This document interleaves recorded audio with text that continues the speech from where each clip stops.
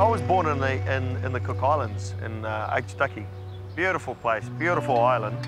But my mother had me out of wedlock.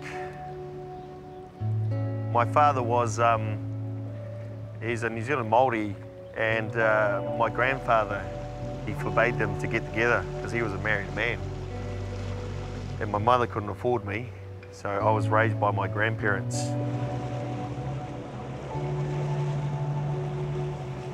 I grew up with a sense of, you know, just feeling abandoned, you know, not having a mother there and or a father. My grandparents had 12 children of their own. So I had, apart from my mother, 11 aunties and uncles, and which meant a whole lot of moving around. I went to 4 different primary schools, both in Aitutaki and here in New Zealand as well.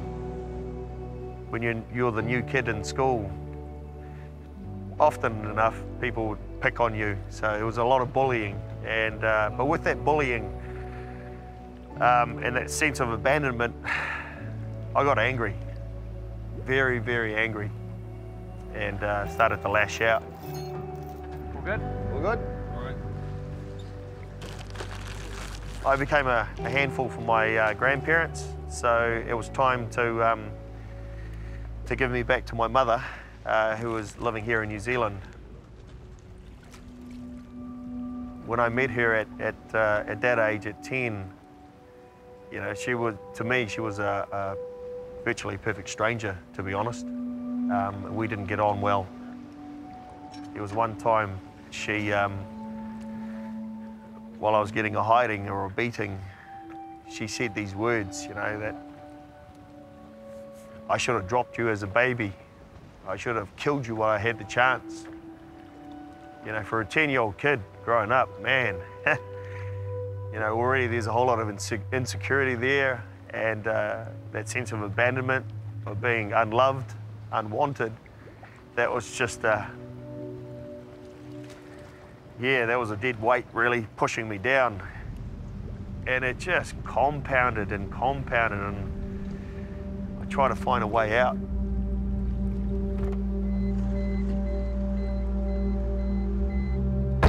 I started to drink a lot, started to steal and get into burglaries just to get some money to buy some drinks, and really it was just a form of escape.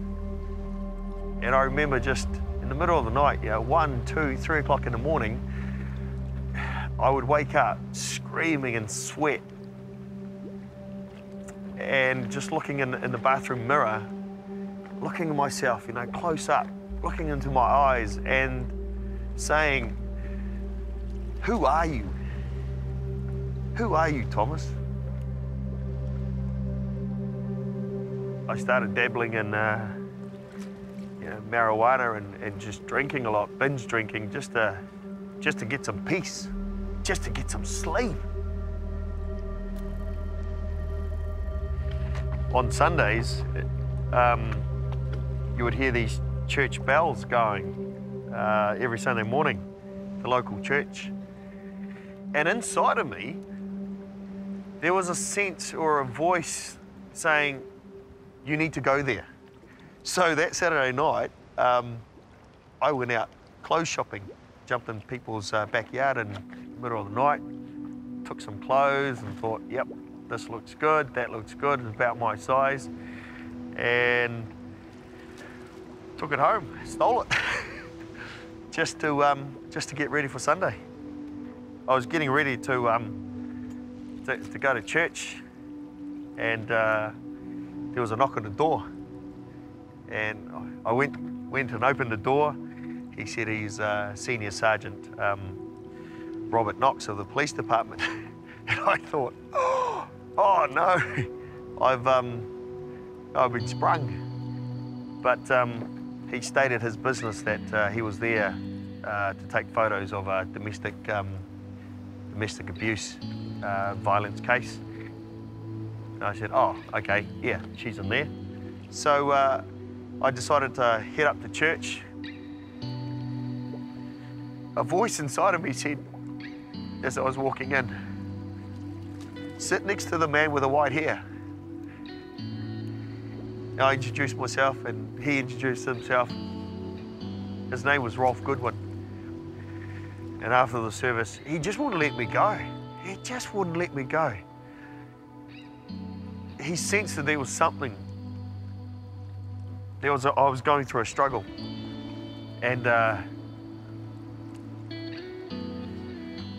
I said to Rolf, hey Rolf, I'm in a dark place right now. I'm in a hole. I feel like I'm in a hole and I'm looking out. I can't see any light and I can't get out. I just can't get out.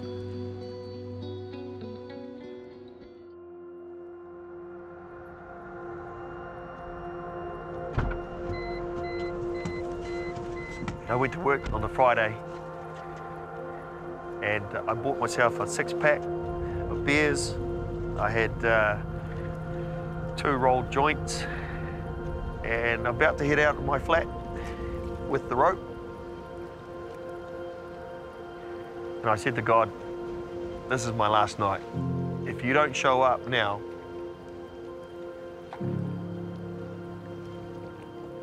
I'll end it.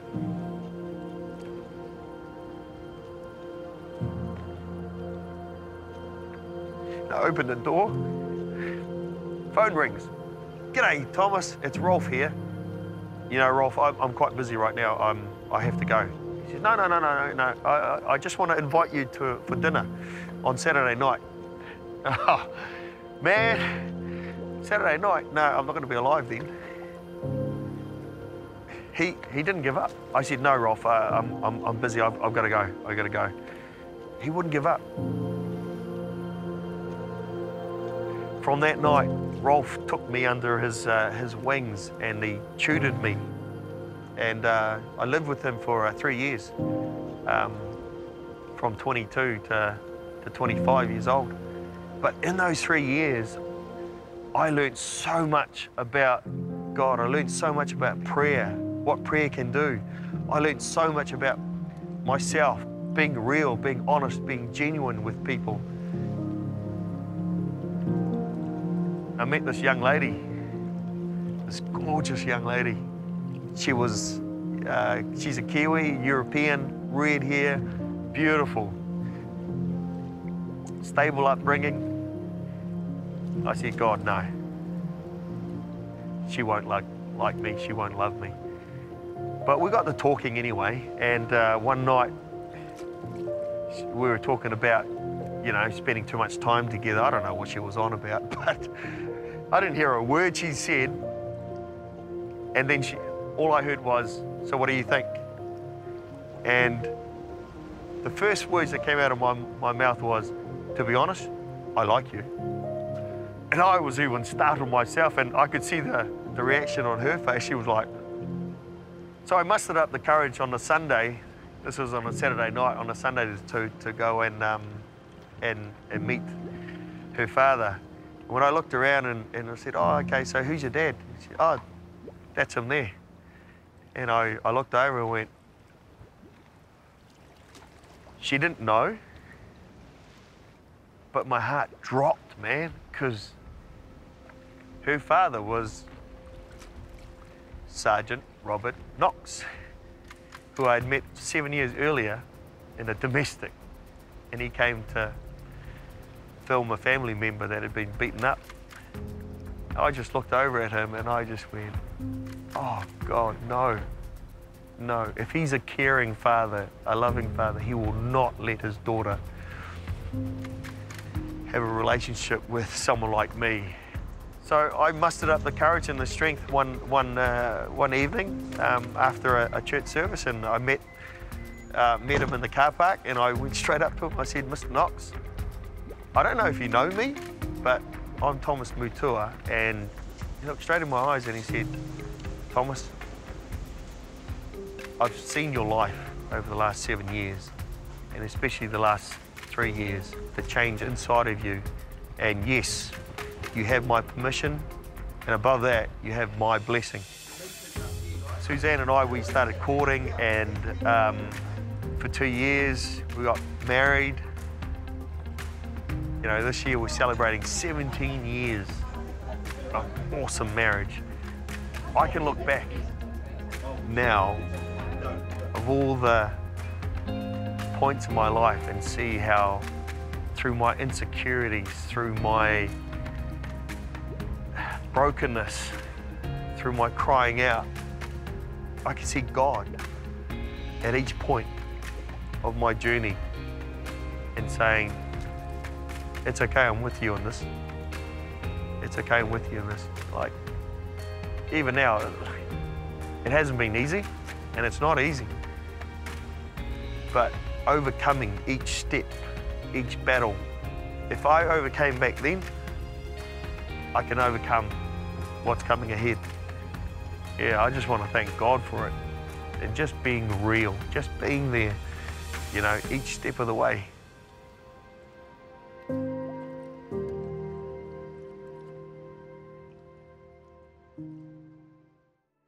Hi, I'm Paul de Jong, and thanks for watching LIFETV. We're posting new stories and episodes regularly, so make sure you like, comment, and subscribe. Stay up to date.